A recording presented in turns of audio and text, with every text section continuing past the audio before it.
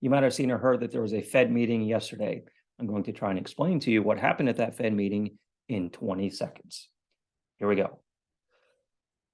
The Fed's in a tough spot because they need to control inflation. The number one way to control inflation is by rising the interest rates. However, rising interest rates rapidly, like they've done in the last few months, has contributed heavily to the bank failures that we've seen recently. So what do? Did they raise rates? Did they lower rates? What they ended up doing was raising rates a little bit, thinking that the problems in the banking sector might help cool off the economy, which helped cool off inflation, so they don't need to raise the rates as high in the meantime to do so.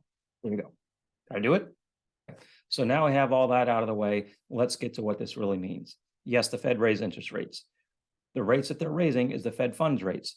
Everything that's short-term lending is tied to that Fed fund rate. So if you have a home equity loan, if you have a car loan, if you have a credit card, those are all short-term rates, and those are all tied directly to the Fed funds rate. So when you see the Fed raising rates like that, it's going to have a direct impact on those short-term loans. A mortgage is a long-term loan. So does it impact mortgage rates also? The answer, yes, but for different reasons. When investors are speculating on what markets are going to do, they're looking at a much longer time frame. Could be a month, could be 6 months, could be a year, could be 2 years out. Investors try and predict what markets will do, including what the Fed will do. So if their prediction is that the Fed will increase rates at this rate, but they actually only end up increasing rates at this rate, even though it's an increase in rates, it's better for their projections. And that's why sometimes we see mortgage rates actually go down, even though the Fed increases their rates. Of course, that's only one of many, many, many factors that go into determining what markets and rates are doing. However, what does this mean for you? What does this mean for your family? Well, now is a great time to assess your family's financial position. Are you in a good spot?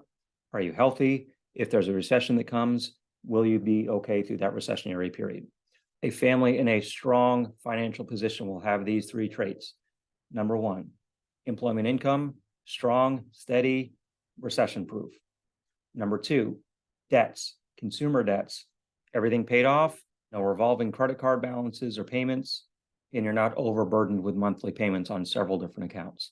Number three is having good credit, because having good credit means it's easier for you to get credit, and you'll get credit on much better terms than if you're trying to apply for that same credit with poor credit scores.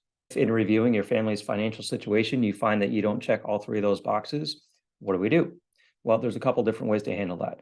Number one, homeowners have more equity in their homes than they've ever had before. Can we leverage that equity to kind of take care of 1, 2, and 3? We might be able to. Here's how. If you are overburdened with debt and don't really see a clear path of paying it off quickly, pulling equity from your house through a cash out refinance will be one way to pay off all that debt. Number two and number three are closely intertwined because the credit rating agencies really don't like people to have a whole lot of debt, especially if they're close to being maxed out on their credit card accounts. That can really drive down your credit scores. So by pulling equity out of your home to pay off that debt in number two, that reduces your credit utilization, and that should result in an increase in your credit score. That fixes number three. In the process of doing a cash out refinance to pay off that debt, examine your situation. Do you have a safety fund? Some advisors recommend anywhere from 3 to 6 months in reserves to help cover your expenses in the event of a job loss or some other situation. So while using that equity to pay off that debt that you have, would it make sense to take out a little bit more and keep it in a reserve account just to cover any unexpected expenses, job loss, anything like that that might come up in the future? Now, full disclosure, rates and terms on cash out refinances are not the best.